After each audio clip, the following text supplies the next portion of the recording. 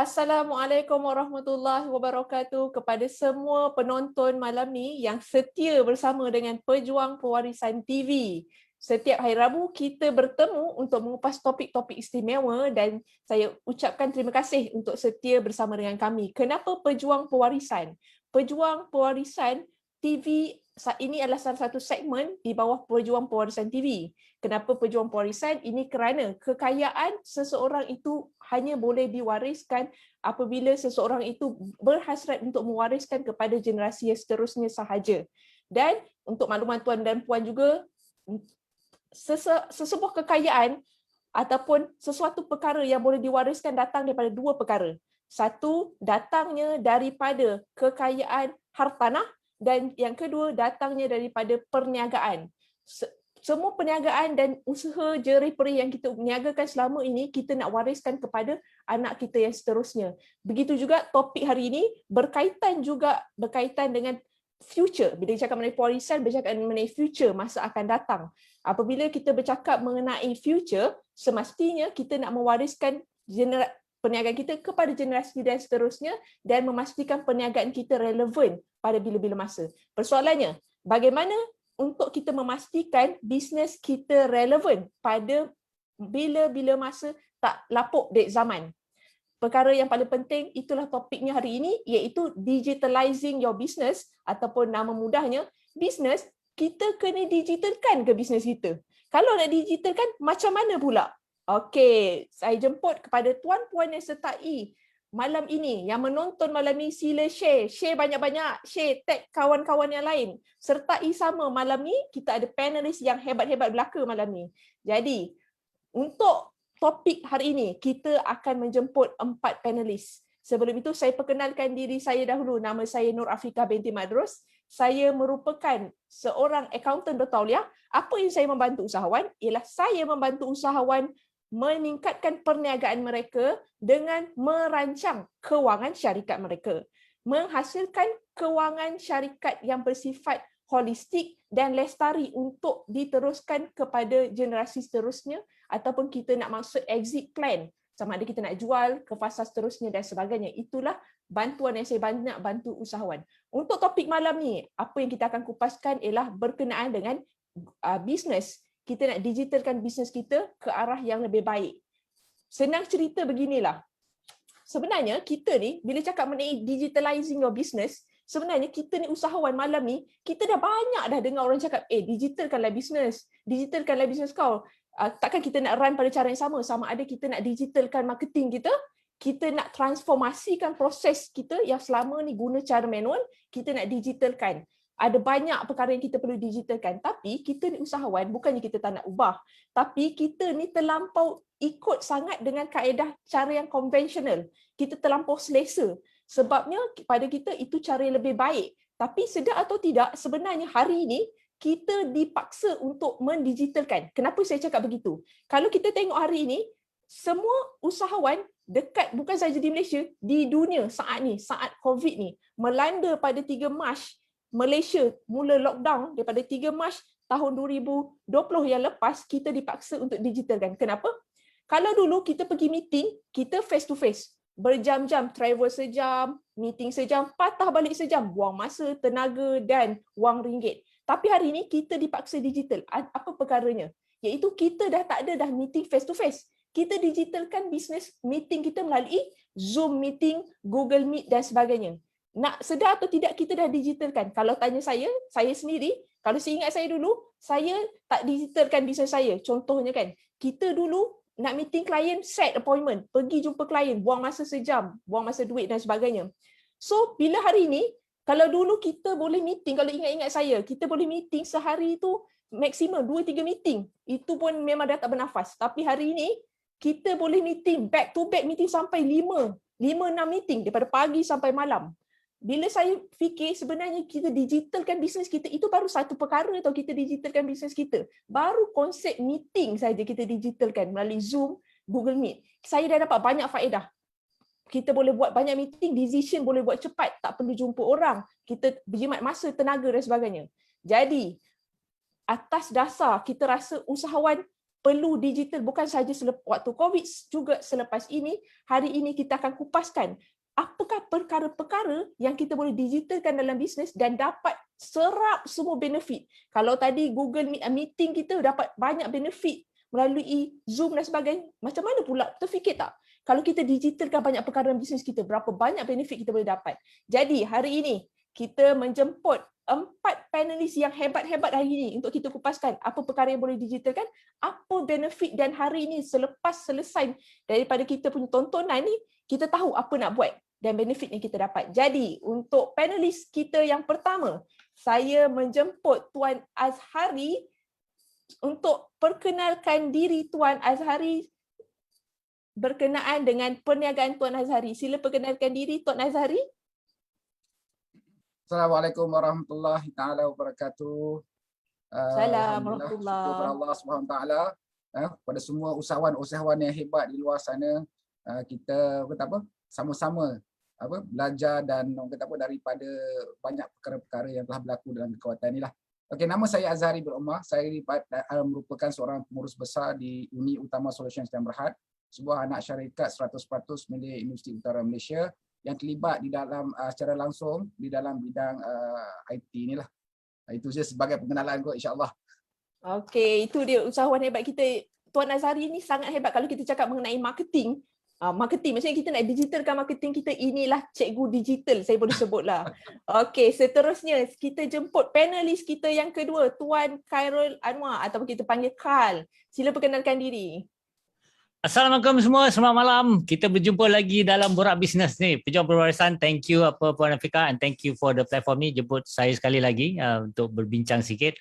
Nama sebenar saya Anwar Sharif atau lebih dikenali dengan Karl, daripada Karl Consult Sdn Bhd, dah lebih kurang 20 tahun jadi business consultant, dan saya juga seorang consultant untuk digital transformation. So ada beberapa syarikat SME dan juga jabatan-jabatan kerajaan yang saya telah bantu untuk mendigitalkan department mereka.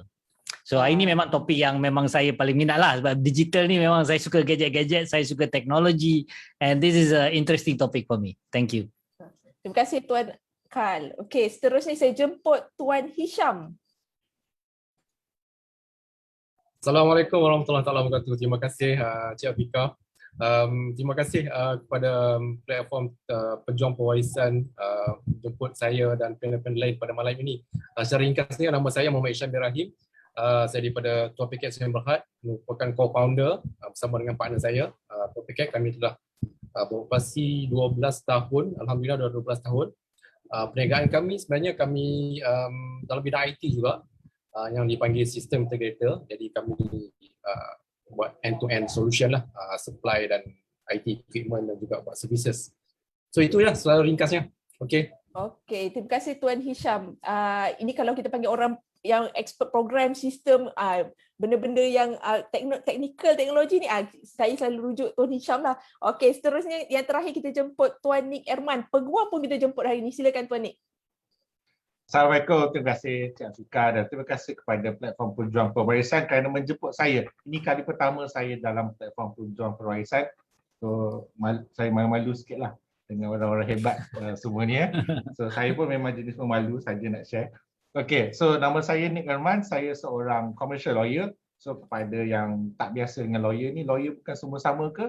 Jawapannya tidak. So saya ni jenis lawyer yang membantu bisnes, perniagaan bisnes syarikat, itu kepakaran saya. So di dalam platform ni selepas saya akan juga kongsilah dari segi aspek perundangan, bila nak digitalkan bisnes tu, apa yang risiko-risiko perundangan yang perlu dijaga. Terima kasih. Kembali pada Cik Afika. Terima kasih pada Tuan Ni'man dan semua panelis. Kalau kita perasan hari ini, kita bukan cover mengenai digital. Kita panggil juga orang hebat sistem, kita panggil orang teknologi, kita panggil orang digital marketing, dan kita panggil strategis bisnes. Dekat sini kita cover semua. Balik daripada kita dah, bukan kita tahu macam nak digital, kita dah boleh cover dari sudut undang-undang dan sebagainya. Terima kasih pada Pejuang Perwarisan untuk memberikan slot ini mendidik usahawan di luar. Jadi, untuk kita teruskan topik kita hari ini, sebagai saya nak bertanya kepada Tuan Azhari. Tuan Azhari ialah sangat relevan untuk saya bertanya berkenaan dengan marketing. Okey, kalau kita cakap hari ini, bila cakap mengenai bila COVID terutamanya, dilanda COVID begini dan lockdown, kita tak boleh buat marketing cara dulu dah. Kita dah tak boleh face to face, kita dah kena minimizekan pergerakan kita.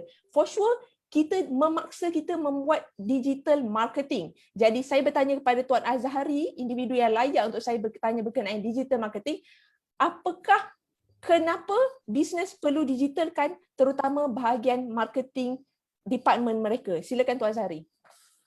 Okay, terima kasih Puan Afika.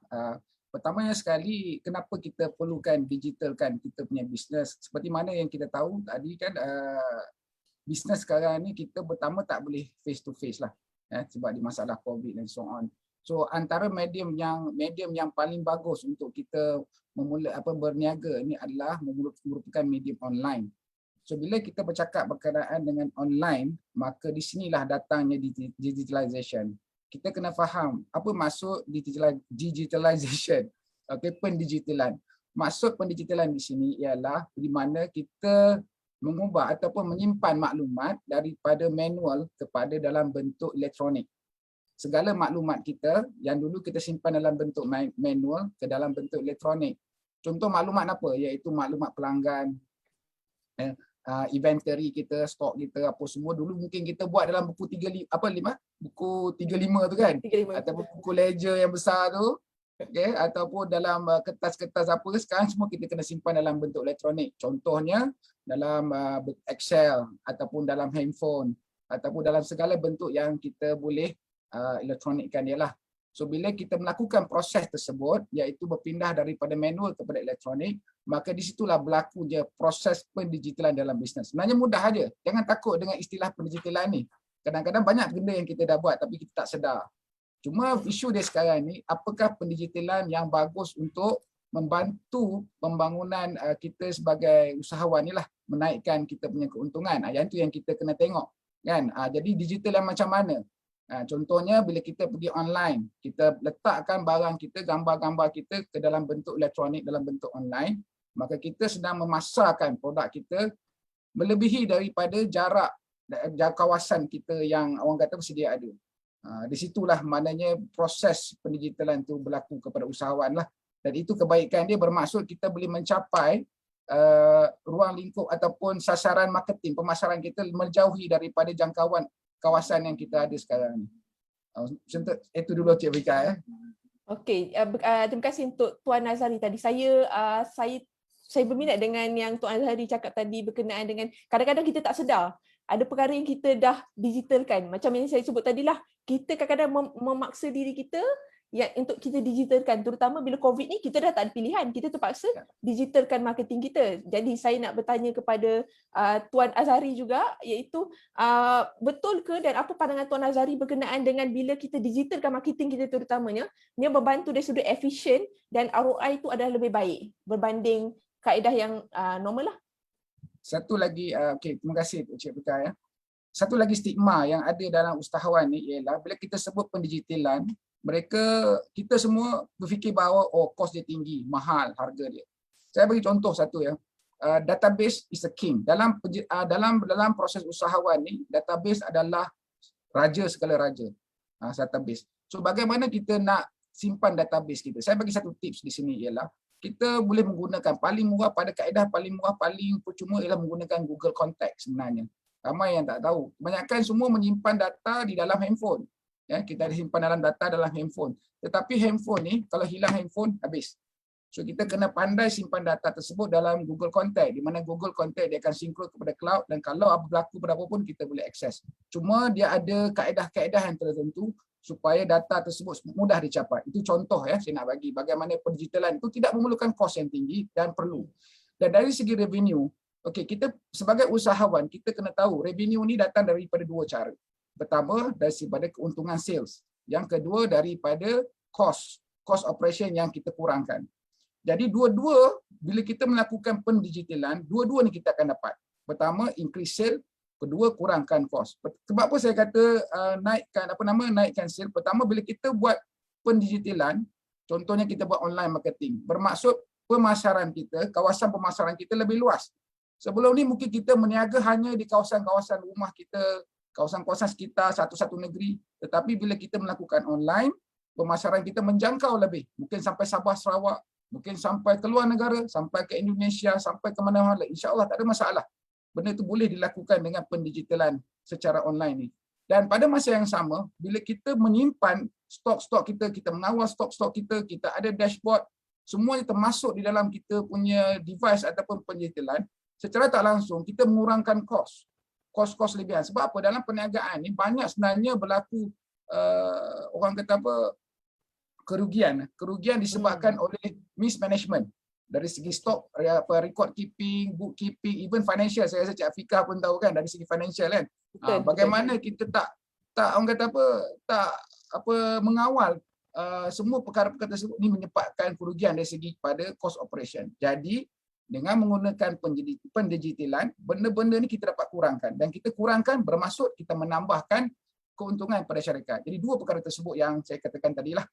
Pertama, pendigitalan dapat membantu meningkatkan kita punya sales, pendapatan kita, dan kedua dia juga dapat membantu mengurangkan kos. Dalam kes ni jangan cakap kata bila kita buat digital kita kena buang pekerja. Tak semestinya. Cuma kita menambah efisiensi kecekapan, ketepatan maklumat. Itu je lah. Itu yang pentingnya. Okay, itu menarik itu sebab banyak usahawan macam yang Tuan Azhari kata, alamak digital ni mesti duit tambah. Tapi on another side kita kena fikir, iaitu kita dapat dua dalam satu sebenarnya. Dia macam buy one free two sebenarnya bila saya fikir. Itu kita dapat efisien dan kita dapat ROI itu lebih sebenarnya. Okey, terima kasih pada Tuan Azhari. Jadi seterusnya saya nak tanya, ini orang strategis. Orang kalau kita cakap, alamak saya tak tahu nak buat apa, dah ketandusan idea. Inilah orang yang expert, strategis bisnes, bawa transform daripada bisnes yang kecil, bawa kepada besar. Pakar strategis bisnes. Saya nak tanya kepada Tuan Carl sendiri. Sebagai business consultant, pandangan Tuan Carl sendiri berkenaan dengan mendigitalkan bisnes tu. Kenapa bisnes tu perlu didigitalkan? Okey, dia kena mengikut peredaran zaman. Dia perubahan ni berlaku bila ada 4 benda yang berlaku tau. Satunya bila persekitaran kita bertukar. Contohnya green environment, benda terbakar, banjir dan sebagainya. Jadi tak boleh buat apa kan? Dia kena ubah cara kita buat benda lain untuk survive ke apa ke kan? So itu satu elemen yang menyebabkan kita terpaksa berubah. Nombor satu, persekitaran kita berubah. In this case, apa yang berubah? COVID-19 datang. Bila COVID-19 datang, kita tak boleh keluar. Sebab tu yang macam Tuan Azhari cakap tadi, marketing dah tak boleh dah, kena pergi online dah. So, kita terpaksa disebabkan oleh situasi persekitaran kita. Okay, itu satu. Yang kedua pula, bila persekitaran dah bertukar, apa yang terjadi ialah dia punya pilihan pelanggan, preference, customer behavior, perangai pelanggan kita dah berubah. Dulu dia selalu pergi supermarket yang besar-besar. Sekarang dia tak nak pergi tempat orang ramai, dia pergi supermarket yang kecil dekat taman-taman macam Speed 99 sebagainya. Ataupun dia beli online je sekarang. Macam saya pun kadang-kadang seafood pun saya beli online. Dulu tak pernah beli online. So bila pelanggan perangai dia berubah, cara kita nak distribute kita punya produk dan services kena berubah lah. Sebab dia dah tak pergi kedai, macam mana nak dapatkan barang ni? Okey, ya. Itu bahagian pelanggan pula, perangai dia dah berubah. Bila perangai pelanggan dah berubah, kita punya pesaing pula akan apa? Dia pun tengok juga, dia orang ni dah macam ni, kita buat macam ni lah pula. So, bila pesaing kita berubah, kalau kita tak ikut, kalau kita tak lawan, kita tak bersaing, kita ketinggalan lah. So, disebabkan pesaing lebih maju, kita terpaksa berubah. Cari jalan macam mana kita nak saingi pesaing kita. Itu nombor 3. And last kali, disebabkan teknologi. Dulu kita pakai apa? Fax. Ada ke orang fax lagi sekarang ni? Because orang dah tak pakai dah fax. Because teknologi orang dah pakai email, orang dah pakai WhatsApp, ambil gambar semua tu pun sekarang semua pakai phone. Ya? Lawyer dia pakai fax lagi. Okay, lawyer pakai faxing lagi. So, industri tu kalau lama-lama tu, generasi baru ni tahu ke pakai fax macam mana? Kan?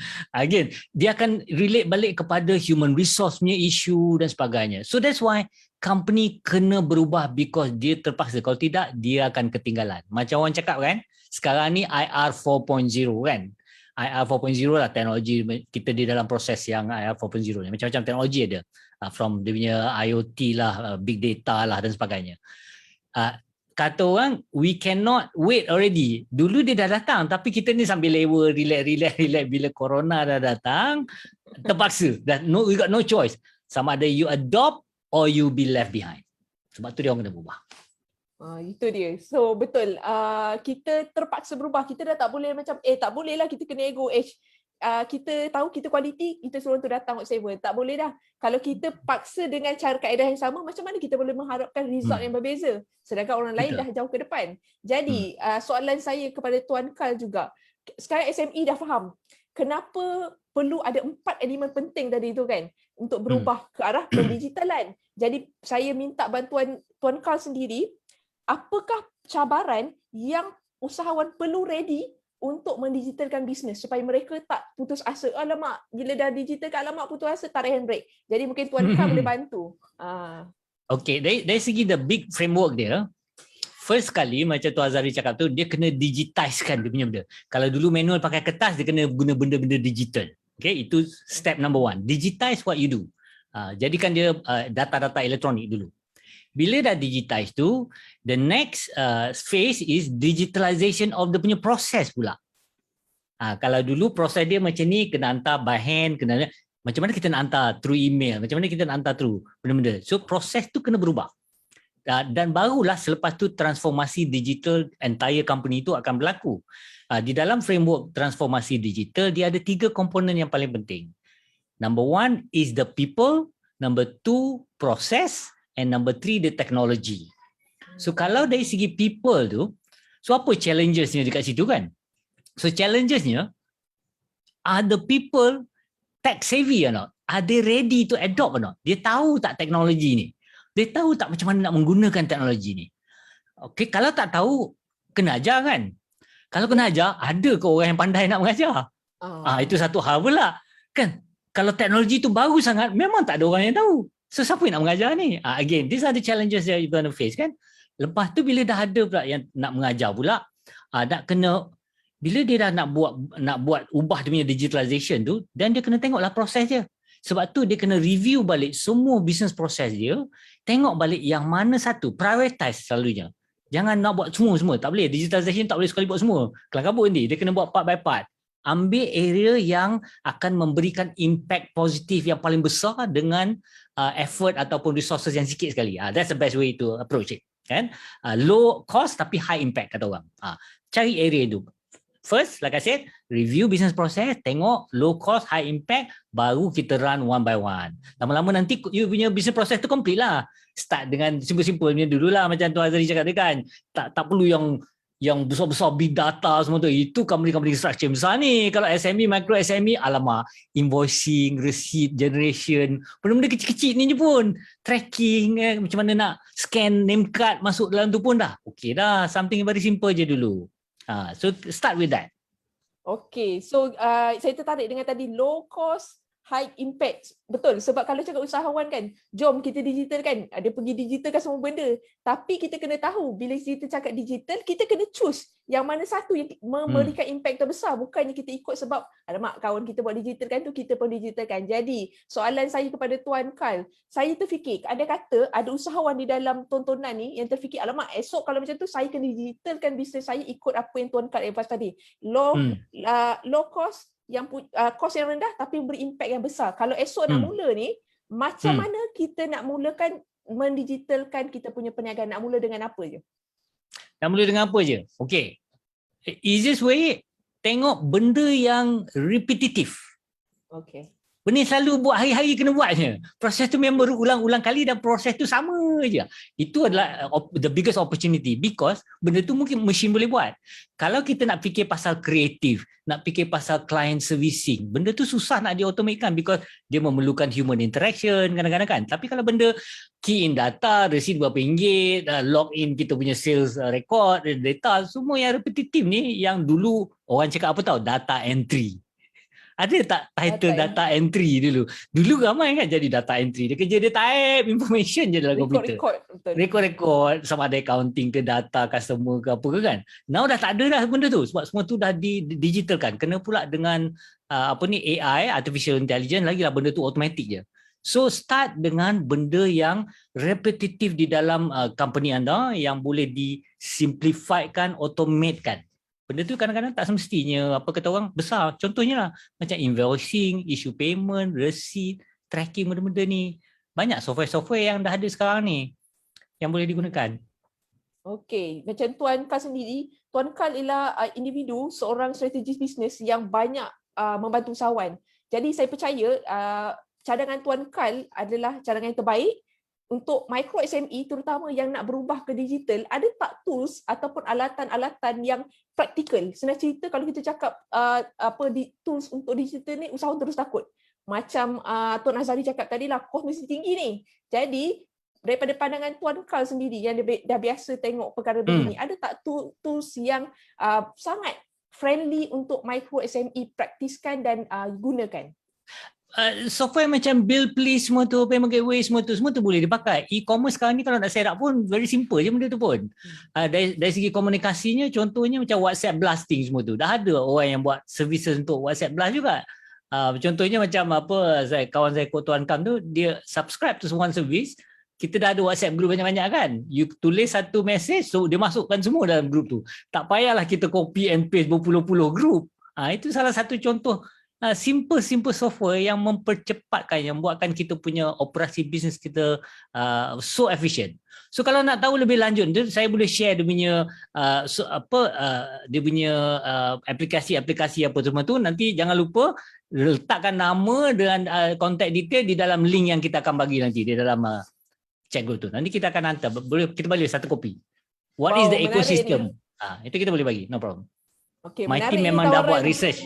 My team memang dah buat research apakah tools yang ada dekat situ dari segi e-commerce punya kita punya ekosistem kita dan juga digital tools. Okey, hari ini bukan je kita dapat ilmu daripada 4 panelis. Nampak Tuan Kal dah mula bagi satu perkara yang sangat baik kepada usahawan yang join hari ini, dapat suatu benefit yang sangat baik. Jadi, saya percaya daripada Tuan Kal tadi sendiri kita dah dapat banyak perspektif-perspektif terutama daripada strategis bisnes sendiri sebelum digitalkan. Ingat, ini cabaran-cabaran yang kita perlu ingat supaya kita tak putus asa, dan apa tools yang paling relevan, praktikal untuk micro SME terus praktiskan. Dia kata esok nak digitalkan. Okey, terima kasih Tuan Kal. Jadi seterusnya saya nak bertanya kepada pakar sistem dan juga programming. Ini betul-betul orang teknikal bahagian programming dan sistem. Jadi saya menjemput Tuan Hisham untuk saya nak tanya apa perkara sebagai orang individu yang paling relevan untuk ditanya berkenaan dengan proses, business proses yang perlu didigitalkan. Selain pada marketing, ada banyak perkara-perkara macam Tuan Kal cakap tadi. Apakah perkara yang perlu ditransformkan ke arah digital, antaranya perkara yang rutin. Jadi Tuan Hisham sebagai yang pakar bahagian sistem dan program, apakah perkara yang boleh digitalkan untuk bisnes? Silakan Tuan Hisham. Okey, terima kasih Afiqah. Betul macam Tuan Kal sebut tadi kan. Ada banyak benda yang elemen untuk transformasi ni kan. Benda tu melibatkan persekitaran, behavior tadi kan. Dari segi teknologi pula kan. So and then dari segi melibatkan pula perkara-perkara berkenaan dengan orang, people, dengan proses, dengan dan apa benda kita perlu prioritaskan. Kalau sebut tu memang banyak sebenarnya. Sebab because dalam era IR 4.0 ni sebenarnya tools tu sebenarnya banyak, macam-macam ada. Cuma berbalik pada persoalan tadilah, apa yang kita nak prioritaskan dan melibatkan apa proses-proses semua tadi tu. Tadi kita tengok yang mana ada. Jadi saya suka bagi contoh lah kan. Sebab dalam situasi pandemik sekarang ni, sebenarnya pandemik ni macam tadilah kita mengejar kita untuk mendigitalkan semua benda kan, betul tak? Jadi salah satu contohnya tempat kerja. Jadi semua kena bekerja kat rumah. Jadi mostly semua daripada kita ni work from home, yang mana kena pergi tempat kerja tu macam kilang tu lain cerita lah kan, memang kena pergi kan. Jadi most of us kena bekerja di tempat mana-mana yang available. Jadi orang panggil work from home. Sebenarnya work from home tu ada banyak industri lain dah lama dah sebenarnya buat macam tu. Macam dalam bidang saya pun banyak kebanyakannya buat dah lama dah work from home. Cuma bila kita terangkan macam mana nak buat benda tu, orang macam skeptical sikit, boleh ke tidak ke. Jadi dengan ada benda ni terpaksa. Jadi bila kita work from home, macam mana pula kita nak access capai maklumat-maklumat data-data kita dekat pejabat, Jadi kita belum bersedia lagi benda tu. Jadi dengan benda ni kita dah patutnya kena ada sistem yang membolehkan kita capai benda tu. Okey, untuk capai tu satu hal. Jadi bila kita nak mengarah tu, dia melibatkan perubahan macam Tuan Kas sebut tadi, perubahan. Dan perubahan tu mungkin akan timbul pula risiko ataupun impact benda-benda lain pula. Bila kita contoh macam tadi kan, work from home, macam mana nak akses data, bila nak akses data, mungkin pihak IT dalam pihak syarikat tu buka certain akses supaya orang boleh akses capai benda tu kan. Jadi macam mana dari segi keselamatan pula? So kena fikir segi keselamatan. Takut data-data bocor, itu melibatkan perundangan pula. So nanti mungkin Tuan Nik boleh komen sikit lah berkenaan dengan tu. So banyak benda yang terlibat. Jadi di segi benda-benda tu semua kita kena fikirkan juga. Macam tadi tools banyak tapi ada impact-impact lain yang kita kena fikirkan. Okay. Contoh work from home, jadi kita dah biasa dengan Zoom, dengan Google Meet, macam-macam lah video conferencing system kan yang sudah biasa. Tapi mungkin dalam 2-3 minggu lagi orang akan start mula balik bekerja di pejabat kan, di tempat kerja. Jadi macam mana pula kita nak melalui proses tu dengan kita kena ada pematuhan di segi SOP dan macam-macam benda. So nak SOP contohnya macam sekarang kita SOP kena scan, lepas tu kena ambil suhu kan. Kemudian contoh bila kita nak masuk meeting room, kita nak tekan nak start video conferencing di bilik meeting, nak meeting dengan orang yang berada di rumah kan, macam mana. Ni mungkin benda-benda kita sentuh tu takut ada, yalah kita kena jaga kan. Dari segi SOP itu termasuk juga penjarakan, macam mana kita nak kawal benda tu. Ini sebagai contohnya dalam teknologi yang ada bila dalam situasi di tempat kerja ni. Sekarang ni ada macam-macam tu. Contohnya kata kita boleh pergi tanpa kita tulis nama, kita mungkin ada sistem yang kita boleh kita panggil facial recognition. Dah tengok muka kita muka kita ni Hisham dah masuk kerja kan. Jadi record masuk kerja tu dah ada, tak payahlah tekan key pin apa semua, tak payah. Kemudian ambil suhu. Tu benda yang sama, sistem sama, ambil suhu. So itu satu hal dah ni. Lepas tu macam tadi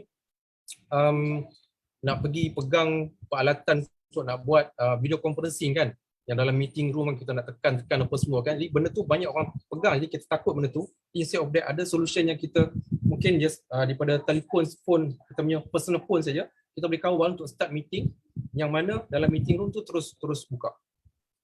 Satu lagi mungkin satu lagi cara teknologi pun ada sebenarnya. Tadi kata kita contoh pelawat datang kan, pelawat datang nak tulis nama, nak record kan. Betul. So, muka satu, tapi mungkin tak perlu tulis pun, just sebut nama, saya Muhammad Hisham Ibrahim, nombor IC sekian. So dah automatically record benda tu lah. So itu antara salah satu untuk transformasi di tempat kerja lah kan. So yang itu pematuhan SOP dan lain-lain, macam bidang pendidikan juga kan. Pendidikan ni sekarang ni siapa anak-anak yang ada di sekolah kan. Jadi kebanyakan guru-guru tu buat pembelajaran dan pengajaran di rumah, PDPR kan. So macam-macam cara saya tengok dia pakai kan. Pakai WhatsApp lah, pakai itulah. So yang itu adalah beberapa tools yang available. Cuma cara macam mana tools yang sesuai tu kena tengoklah. Saya suka cerita sikit berkenaan dengan pendidikan, sebabnya bila tools ni, banyak sangat tools yang ada, kita tak ada satu tools yang bersepadu. Contoh untuk sekolah kan. Jadi sebaik-baiknya tools yang peralatan ataupun software yang ada tu patutnya bersepadu supaya kita dapat simpan data dan maklumat setempat, dan kita nak rujuk balik pun dekat tempat yang sama, dan semua integrated. Contoh dalam bidang pendidikan ni, contohnya is macam nota. Kalau cikgu bagi kelas, bagi nota kan, dia dekat mana nak simpan. Ataupun bila start video conferencing tu mungkin tak semua ada device masing-masing untuk join kelas tu secara live. Jadi mungkin ada pelajar-pelajar yang tercicir. Jadi macam mana pula guru nak recordkan benda tu, simpan supaya pelajar yang tercicir tadi tu boleh rujuk balik. Because tujuan utama pendidikan adalah penyampaian ilmu tu supaya dia dapat tengok balik, dapat buat rujukan balik. Kan, itu salah satu contohlah. Jadi sebaik-baiknya untuk solution yang kita nak gunakan tu, sebaik-baiknya solution yang bersepadu lah. So, Okey, itu dia integrated. bila saya tertarik dengan integrated tu, betul lah tu, sebab kalau kita buat suatu proses tu, bila kita dah COVID, masuk pejabat, bila Tuan Hisham cakap macam tu, saya terfikir nanti dah masuk pejabat macam mana? Semua perkara nak digitalkan ni, berapa banyak jenis sistem yang tak integrated, Yes. buat ni kena buat lagi, kena buat lagi, Ha. kena buat lagi. Jadi benda ni membuka minda saya juga sebenarnya. Sebenarnya kita dah mula kena fikir, lepas post-COVID ni, even though lepas ni kita masuk ke pejabat, apa perkara yang kita boleh integratekan? Sebenarnya Tuan Hisham lah orang yang paling layak untuk kita rujuk sebenarnya berkenaan dengan perkara ni. Jadi saya tertarik dengan berkenaan dengan tools, sistem yang banyak-banyak tadi tu. Jadi saya nak tanya, dari sudut kos pula macam mana? Usahawan tentu berfikir, alamak ni kosnya berapa? Berminat lah benda ni, kos macam mana tu? Okey.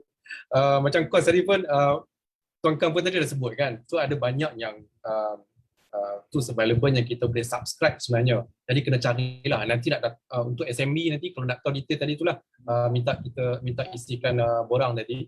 Nanti kita boleh sharekan apa yang tools yang available apa semua tu. So dari segi cost mungkin untuk organisasi yang besar sebagai contohnya kan, untuk implementkan benda tu macam tadi saya kata sistem-sistem tu, ataupun katakan macam work from home tadi kan, ada pekerja yang tak ada laptop, nak bawa balik ke rumah, tak ada. Jadi macam mana? Tiba-tiba nak kena pergi ke rumah, so kena bagi semua kan.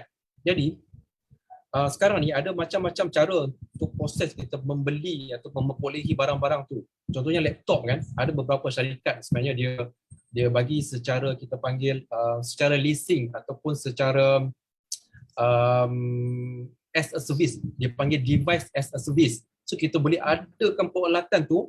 Contohnya katakan peralatan tu untuk 10 orang tu mungkin kos dia lebih kurang 30-40k contohnya kan. Kalau kita beli secara kita panggil capex kan, beli jadi jenuh lah kan, 40,000 sekali dah keluar kan, jenuh. Tapi kita nak guna benda tu lama.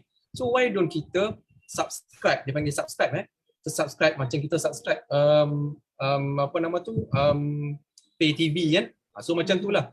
Jadi di per 40k tu kita spread cost tu kepada 3 tahun contohnya. Mungkin sebulan kita bayar dalam berapa? 7,000 ataupun 6,000 saja sebulan. Jadi kita dapat kawal dari segi proses kita punya kita punya cash flow.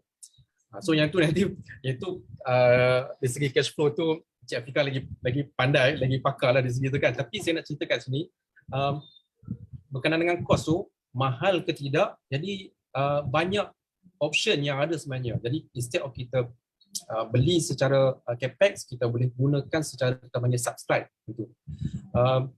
Saya suka bagi contoh untuk organisasi besar macam sebab saya buat supply IT equipment, memang kos dia agak tinggi lah. Nak beli server tu, satu server tu mungkin 30-40k kan. Kalau kita ada satu projek yang besar, kita kena beli banyak equipment, 100-200k. So benda yang sama juga, instead of kita beli hardware, physical hardware tu, ada services dipanggil cloud services ni yang kita boleh bayar secara langganan. So on cloud. Jadi kita guna setakat mana kita pakai dulu. Kalau bisnes kita maju, ada keperluan tambahan, nanti pun kita expand benda tu. So ini sikit-sikit kan, ikut keadaan semasa. Jadi tak perlu beli. Mungkin kalau kita beli terus mungkin tak tahu kita akan pakai sepenuhnya ke tidak kan. So benda tu ada dan kita boleh bantulah macam mana cara nak syarikat-syarikat SME ataupun bahagian pendidikan nak menggunakan cara subscribe lah maksudnya. Okey, tadi saya sebenarnya terfikir tadi yang Tuan Hisham cakap mengenai instead of orang beli 30-60 ribu, betul juga cakap Tuan Hisham. Kalau kita sebagai pengguna biasa, kita beli contoh sesuatu teknologi. Kemudian at the end selalunya kebiasaannya lah kalau tanya saya, beli jahanam cepat, lepas tu beli baru. Instead of macam tu, lebih baik kita serahkan kepada yang pakar, kita buat leasing, kita contohnya subscription tadi. Kita tak payah fikir dah pasal dia punya maintenance, kita dapat yang baru, upgrade dan sebagainya. Itu menarik, sangat-sangat menarik pada saya. Jadi tadi saya tertarik dengan soalan Tuan Hisham ada bercakap tadi berkenaan dengan platform untuk sektor pendidikan. Jadi macam sekolah anak buah saya sendiri, dia pakai, contohnya dia pakai Google Meet ataupun Google Classroom kan. Jadi kalau pengusaha pusat pendidikan swasta pula macam mana? Boleh pakai ke macam tu juga? Okey. Anak buah kan nak? Anak buah, belum lagi ramai. Okay. Nanti off market. Okay. So bagi para penonton yang ada dekat sini kan, mungkin anak-anak kita yang sekolah di sekolah di bawah Kementerian Pendidikan, MOE, yang sekolah rendah kebangsaan ataupun sekolah menengah kan, kalau tengok kebanyakannya guru-guru konsep PDPR tu dia buat secara online menggunakan Google Meet dan macam-macam lah. Itu sekolah diberi oleh Kementerian Pendidikan. Tetapi untuk pihak swasta pun, macam sekolah-sekolah swasta ataupun pusat pengajian training center, sebenarnya Google ada bagi free platform sebenarnya as a start untuk mulakan proses PDPR ni. Bukan PDPR lah, maksudnya pendigitalan pendidikan sebenarnya. Jadi solutionnya tu complete sebenarnya. Ada Google Meet, ada email system, ada chat function, ada juga Google Classroom dan juga website yang mana benda tu semua integrated dan selamat. Jadi nak cerita detail secara ni dalam ni mungkin tak sesuai. Nanti kalau nak tahu lebih lanjut nanti mungkin boleh daftarkan dengan kita punya link nanti. Nanti saya akan terangkan detail dan macam mana tuan-tuan pihak pengusaha sekolah swasta ni boleh dapatkan platform ni secara percuma. Saya akan bantu mereka. Mungkin sebab bila dalam pandemik ni pelajar tak ada nak masuk, lepas tu parent pula tak hantar. Bila tak hantar, so mungkin bisnes dari perniagaan pendidikan tu dah berkurangan kan. Jadi saya akan bantu mereka. Okey, menarik itu. Tuan Hisham pun ada bagi tawaran istimewa kat situ, ada hadiah yang menanti. So ikut serta sampai hujung tontonan ni. Jadi terima kasih kepada Tuan Hisham. Soalan saya, setelah kita dah tahu daripada Tuan Nazari, kita dah tahu marketing, apa cara kaedah untuk marketing kan, digital kan. Kemudian kita tanya pada orang strategis bisnes. Sebelum digital kan, ini perkara. Dah nampak cantik kan, ini perkara kena consider dan sebagainya. Memang nampak berstrategi dekat situ. Sebelum kita main redah aja kita dah tahu. Seterusnya kita dah tahu juga apa sistem-sistem nak pakai, integrate kan, instead of bercelaru, sistem kan, integrate kan dan sebagainya. Soalan saya kepada peguam kita, Tuan Nik Erman, okey macam ni. Bila kita selalu tengok social media, kadang-kadang kan orang terlampau gairah, contohnya dari sudut marketing, digitalkan marketing. Orang terlampau gairah untuk membuat marketing ataupun digital ni kadang-kadang sampai melanggar undang-undang. Yang ni orang tak terfikir. Orang kata buat marketing yang negatif, still marketing. Viral marketing yang negatif, still marketing what? Dia selalu cakap macam tu. Jadi saya tanya pada Tuan Nik Erman sendiri, sebagai seorang peguam yang banyak berurusan dengan bisnes, pada pendapat Tuan Nik Erman sendiri, apa risiko utama yang bisnes kena fikir sebelum dia digitalkan? Silakan. Baik, terima kasih Cik Afika. So, pada pendapat saya, risiko paling besar adalah jumpa peguam bila ada masalah. Dah jumpa ada masalah baru jumpa lawyer. Takut tu. Itu memang biasalah. So kalau macam 2-3 hari ni pun saya tengok beberapa organisasi buat topik digitalization business ni.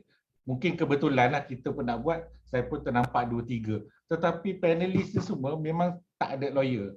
So memang sifat lah, tak tahu lah sifat. Tapi memang usahawan ni dia buat dulu. Peguam tu fikir kemudian. So risiko paling besar adalah untuk buat begitulah. Bila ada problem baru jumpa lawyer. So itu paling general, secara general lah. Saya spesifiknya bila kita cerita pasal digitalization, Tuan Azari dah kata, Tuan Anwar dah kata, Tuan Hisham dah kata, is data. Data is king. So bila data is king ni, pengumpulan data tu adalah penting. Tetapi dari segi undang-undang tu, cara mengumpul tu kena ikut undang-undang. Dan penyimpanan tu pun kena ikut undang-undang. Saya bagi contoh penyimpanan. Saya pernah terima satu klien lah. Dia buat digital marketing guna WhatsApp. So bila klien dia berhenti, dia bawa lari contact details tu. So itu dah jadi breach of security data, because data tu dikumpul dalam bisnes tu untuk purpose itu. So bila staff tu keluar, staff tu pergi tempat lain atau guna data tu untuk tujuan lain, itu dah menyalahi undang-undang. So kita ada Personal Data Protection Act. So sebab itu kadang-kadang kita dapat panggilan email ataupun WhatsApp daripada nombor yang kita tak kenal. Maksudnya ada orang tengah bocorkan kita punya data lah. So itu dari segi kita sebagai pengguna, tetapi dari segi usaha, dari segi bisnes pun, ramai yang buat style cowboy lah, macam dia buat boleh, kenapa aku buat tak boleh, tapi semua tak semestinya betul. So sekarang ni mungkinlah enforcement mungkin kurang, macam bisnes-bisnes ni salah guna data. So saya nak bagi contoh, mungkin tuan-tuan puan-puan pendengar mungkin bila pergi website kena klik berapa benda kan, terms and condition dengan privacy notice kan. Semua tak baca, saya confirm semua tak baca.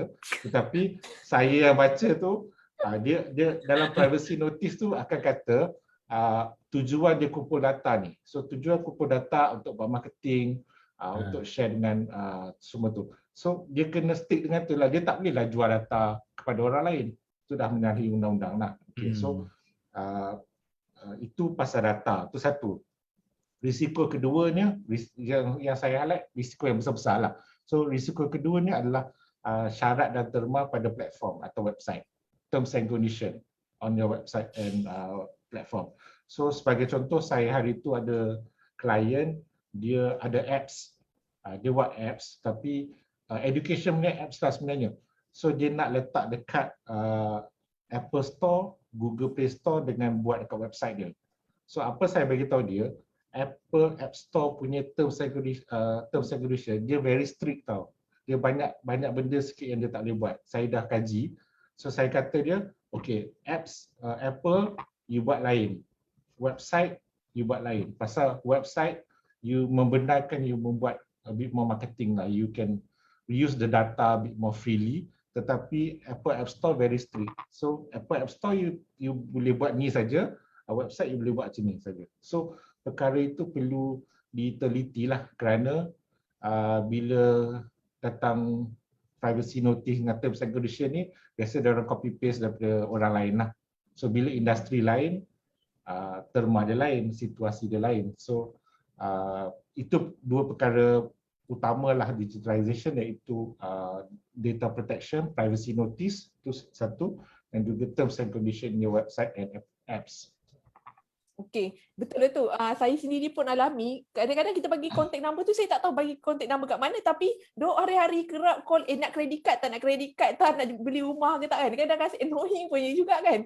Jadi saya percaya daripada Tuan Irman, peguam sendiri kan, yang kita dengar tadi tu kan, saya percaya dekat penonton kita ni pun ada yang macam, alamak, saya pernah buat ni. Jadi apakah risiko dari sudut undang-undang, anda kata dah, let's say lah, ada yang dah terbuat lah, penonton kita ni ataupun orang luar dah terbuat perkara-perkara ni, apa risiko pada bisnes tu? Okay, kalau kita cerita pasal data, data dia sebenarnya satu jenayah. Semuanya macam saya katalah, mungkin enforcement. So bila type bab undang-undang ni, saya dah bagi tahu, undang-undang tu ada. Tapi just because tak ada orang kena tangkap, tak semestinya you tak kena tangkap. Because nanti takutnya jadi macam dalam 10 orang buat, you seorang je kena. You nak kata apa kan? Tapi memang you buat salah. So antara, pasal dia kes jenayah, dia satu jenayah lah, salah guna data ni, dia denda 30,000,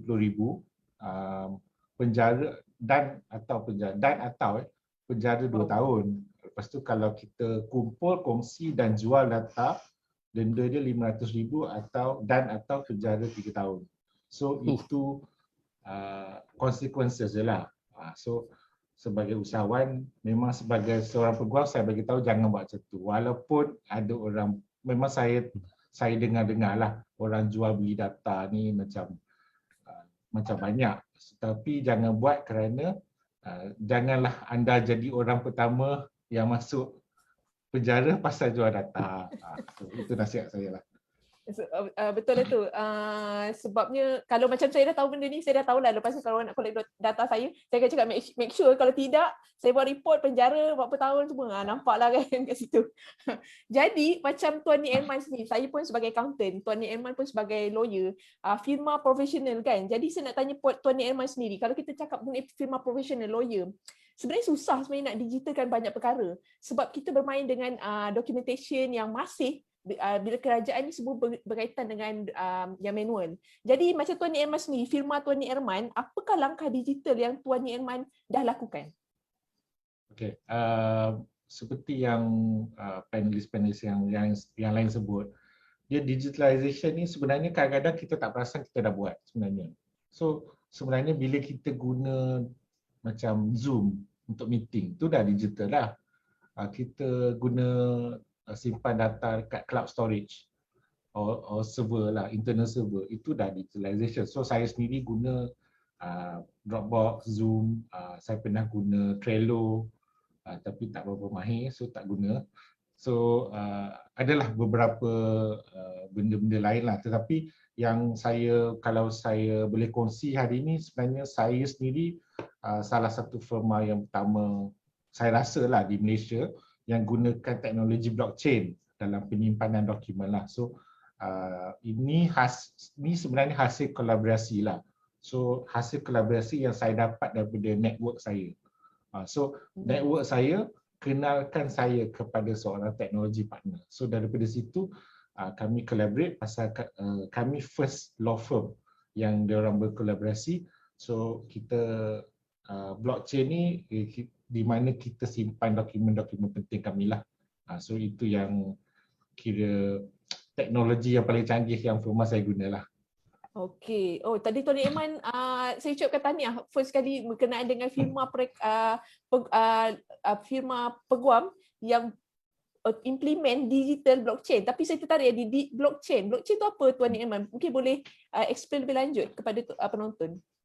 Okey. So blockchain tu saya pun tak berapa faham apa benda dia. Saya faham sikit-sikit lah. Saya rasa dengan Tuan Azhari lagi pandai. Tetapi saya tahu apa kelebihan guna blockchain tu lah. Macam mana dia berfungsi tu saya tak tahu sure. So kelebihannya adalah blockchain ni dia bila kita store dokumen di blockchain, dokumen tu tidak boleh diubah. Maksudnya kita tak boleh delete, kita tak boleh alter. So ni berbeza dengan Dropbox, Google Drive kalau kita simpan dekat pen drive semua tu. Kenapa saya menggunakan teknologi ni? Kerana ada beberapa situasi di mana dokumen tu diubah. Di mana for example muka surat, salah satu muka surat dikeluarkan dan dia masuk balik muka surat lain. Walaupun kita initial setiap muka surat pun, yang mana saya tahu kadang-kadang orang tak initial setiap muka surat pun. Tapi kalau katakan anda initial pun setiap muka surat, anda masih kena buktikan di mahkamah muka surat itu telah ditukar. Tetapi bila dengan blockchain, you tunjuk, okay, this is the document, this is the original. Semua muka surat memang tak boleh ubah. So that is something that yang saya rasa kepentingannya lah kepada especially pada anak buah kami. So kami tak simpan semua dokumen lah. So kami simpan agreement yang dah di-sign, di-stamp. So ini untuk penyimpanan. Dan bila simpan di blockchain ni dia macam internet lah, is going to be forever. So you takkan misplace your pen drive. Kalau hard copy memang hilang. So itulah perkara-perkara yang saya kegunaan blockchain dalam perkhidmatan saya. Risk management kira. Yes, betul. Betul. Okey, terima kasih untuk blockchain tu. Jadi saya sendiri dah terdidik yang betul juga bila benda tu mudah kita kadang ambil lawyer untuk secure peace of mind lah senang cerita. Tapi terfikir juga macam mana kalau benda tu dimanipulate oleh pihak yang lain. Jadi Tuan Eman ni saya boleh cakap firma undang-undang yang betul-betul bukan sahaja protect peace of mind pada pelanggan tu sendiri dari sudut memastikan dokumen tu tak boleh dimanipulate, dan pada saya sangat baguslah yang Tuan Eman buat blockchain untuk firma Tuan Eman tu. Jadi terima kasih kepada semua panelis kita malam ni untuk semua informasi dan ilmu-ilmu yang saya boleh cakap sangat-sangat banyak. Daripada kita tahu daripada awal apa nak buat, kita dah tahu daripada strategi sebelum mula, ini perkara kena consider, ini cabaran, ini perkara kena consider. Kita nak masuk ke office nanti, kita tak pernah terfikir nanti sistem nak pakai macam mana, nak integrate kan. Kemudian kita jangan terlepas pandang dari sudut undang-undang pun, jangan disebabkan oleh terlampau gairah nak digital, marketing, sampaikan undang-undang pembayaran, undang-undang lebih banyak berbanding kita beli sistem tu contohnya. Itu pun kita kena consider. Jadi malam ni pada saya sangat-sangat lengkap daripada A sampai Z. Jadi saya ucapkan terima kasih pada semua panelis. Dan untuk tuan-tuan puan-puan yang menonton, terima kasih saya ucapkan. Sebelum tu saya nak maklumkan, hari ini sangat bertuah. Ini pertama kali kita berikan hadiah, free gift Dah lah ilmu dapat, free gift pun dapat. Apa yang tuan-tuan akan dapat? Saya sangat recommend tuan-puan isi Google Form yang ada di bawah. Dia check di bawah. Apa yang tuan-puan akan dapat? 4 perkara. Tuan-puan akan boleh claim 4 perkara. Pertama, tuan-puan boleh dapat informasi, peluang-peluang grant yang tadi Tuan Anwar ada cakap. Kalau micro SME nak digitalkan, mungkin minimum dari sudut capital, tapi kita boleh ambil faedah dari sudut peluang grant. Yang kedua, apa yang tuan-puan akan dapat hadiah iaitu review website. Macam Tuan Nikmat cakap tadi, ramai orang yang gairah nak marketing kan, tapi terlupa ada term, condition and privacy notice yang kita perlu highlight. Jadi Tuan Nikmat memberikan tawaran untuk review website tuan-puan. Sangat bertuah kat situ. Kalau tidak, kena bayar peguam, tahu je lah harga macam mana kan. Jadi saya sangat recommendkan. Yang ketiga, tuan-puan akan dapat 1 jam sesi pengenalan FBX. Itu tawaran Tuan Azhari. Dan terakhir sekali Tuan Hisham ada bercakap mengenai platform pendidikan tadi. So Tuan Hisham juga untuk mengenali lebih lanjut berkenaan dengan apa platform percuma yang dapat digunakan instead of bayar, ada platform percuma rupanya sebenarnya. Jadi saya recommend dapatkan keempat-empat tawaran istimewa ini. Jadi sebagai mengakhiri sesi malam ini, saya menjemput setiap panelis bermula dengan Tuan Azhari, mungkin boleh buat conclusion dan juga boleh intro sedikit berkenaan dengan tawaran yang Tuan Azhari boleh berikan dalam Google Form tu. Silakan. Okey, terima kasih Cik Afika. Okey, tawaran yang kita berikan ini ialah terhad hanya kepada 3 peserta yang awal lah. To be fair to everyone lah, sebab it's very special. Kita akan discuss one to one berkenaan dengan FBX lah. Kalau dia dah ada, kalau usahawan tu dah run FBX, kita boleh review dia. Tapi dalam masa 1 jam lah. Kalau dia belum run, kita akan bagi tahu step by step apa usahawan tu perlu buat dari segi marketing. Dia bukan hanya sekadar penyediaan material, tetapi juga persediaan dari segi mengenali USP dia and how dia nak strategize dia punya perniagaan marketing dia itulah, pemasaran dia tu. Dan pada masa yang sama juga, saya juga nak offer bagi yang mana yang berminat untuk kita yang belum usahawan, yang belum ada database, customer, macam mana dia nak capture database customer, boleh juga hubungi saya untuk saya ajar dan saya bagi tips bagaimana kita nak buat database secara percuma je menggunakan Google Contact. Dia ada kaedah dia lah, memang betul kita boleh gunakan Google Contact tu, tapi bagaimana kita nak access balik customer kita. Let's say kita ada 5 produk. Macam mana kita nak categorizekan produk tu dalam Google Contact kita. Dan banyak nama lagi kan. Itu adalah yang kita akan offer lah. Dan saya nak maklumkan pada semua usahawan, pemasaran digital ataupun online ini sangat-sangat penting. Ini adalah merupakan salah satu langkah yang wajib, bagi saya wajib dilakukan oleh semua usahawan. Sama ada usahawan itu hanyalah mungkin peniaga-peniaga kecil di tepi-tepi jalan hinggalah peniaga-peniaga besar. Contohnya Makcik Kiah jual karipap. Makcik Kiah jual karipap kan. Jadi dia perlu juga digitalkan. Contoh ialah dia perlu mengambil database customer-customer yang beli karipap dengan dia. Supaya apa? Supaya dia boleh blast balik siapa nak pre-order karipap. Jadi sebelum customer tu sampai ke kedai dia dah siap dah karipap tu order. So orang lain tak buat tapi dia buat, maka bisnes dia akan bertambah maju. Benda ni dia kena buat. Cuma bagaimana nak buat tu? Yang tu kena bertanya kepada yang lebih pakar dan ataupun menghadiri kelas-kelas inilah. InsyaAllah kita pun juga boleh bantu. Yang tu je lah. Okey. Terima kasih Tuan Azhari. Ini dipanggil Cikgu Digital yang banyak bantu di market kan, terutama macam FBX tadi tawaran. Boleh rebut peluang ni. Seterusnya saya jemput Tuan Karl untuk conclusion dan juga tawaran yang Tuan boleh sediakan. Okey, dari tawaran tadi tu kita dah compile kan. Di sekarang ni kerajaan banyak bagi grant-grant digital kan. Saya dah kumpulkan, dia tengok situ ada 7 area grant digitalization ni. Dalam digital marketing and sales, dalam POS system, electronic point of sale system, HR payroll system dengan CRM, procurement section, e-commerce punya grant, remote working punya grant dan juga ERP dan juga accounting and tax. So dia ada 7 area. Dan dia ada vendor-vendor dia yang tertentu. Nanti kita akan sharekan dia punya documentation tu, so you boleh tengok sendiri grant-grant yang ada daripada Penjana, daripada MDEC, BSN, SME Bank dan sebagainya. So you tengok yang mana you rasa macam saya cakap tadi, rumusan dia, jangan takut sangat dengan digitalization ni. Start small, think big but start small. But try to grow fast. Sebab tu I punya tagline selalunya, think big, start small, scale up fast as you can. Macam mana nak scale up fast? Gunakan digitalization punya, review balik business process you, identify yang mana repetitive tu kita boleh automatekan balik semula, dan kita tengok 3 benda tu, the people, the process and the technology. Orang ni siapa nak ajar, macam mana nak ajar, kat mana nak belajar, apa yang nak diajar, teknologi apa yang nak diguna dan apa yang perlu diubah.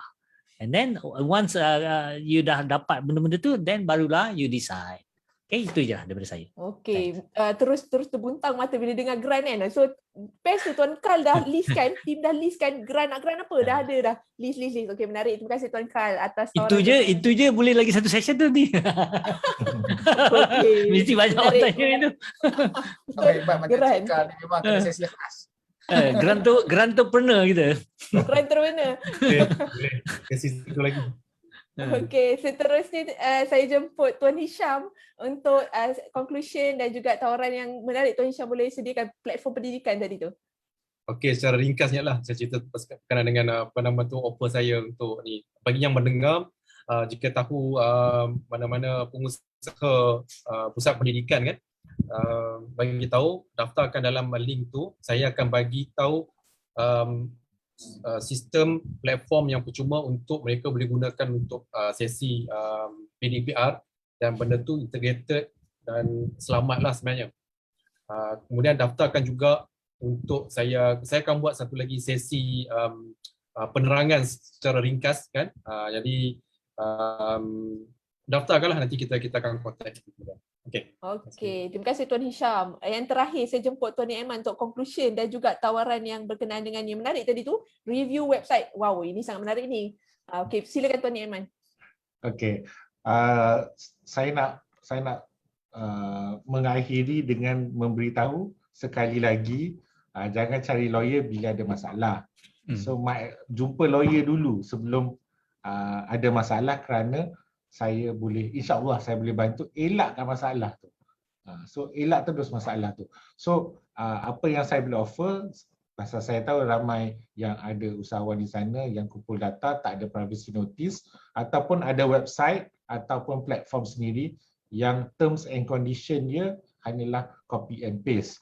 So saya menawarkan free review, terms and condition dan privacy notice terhad kepada 2 syarikat saja, di mana saya akan bagi tahulah risiko-risiko dan area-area mana yang belum cover. So itu yang saya boleh bantulah untuk usahawan. Okey, terima kasih. Sila rebut peluang tu, dua je review oleh peguam kita Okey, jadi terima kasih pada semua panelis malam ni yang sangat hebat, banyak informasi. Saya sendiri banyak belajar hari ni macam mana digitalkan bisnes kita selepas ini. Jadi saya akhiri, saya berharap supaya semua penonton dapat melakukan tindakan yang seterusnya dan mendapat informasi yang berfaedah ini. Saya akhiri sesi malam ini dengan ucapan terima kasih semua dan Assalamualaikum warahmatullahi wabarakatuh. Waalaikumsalam.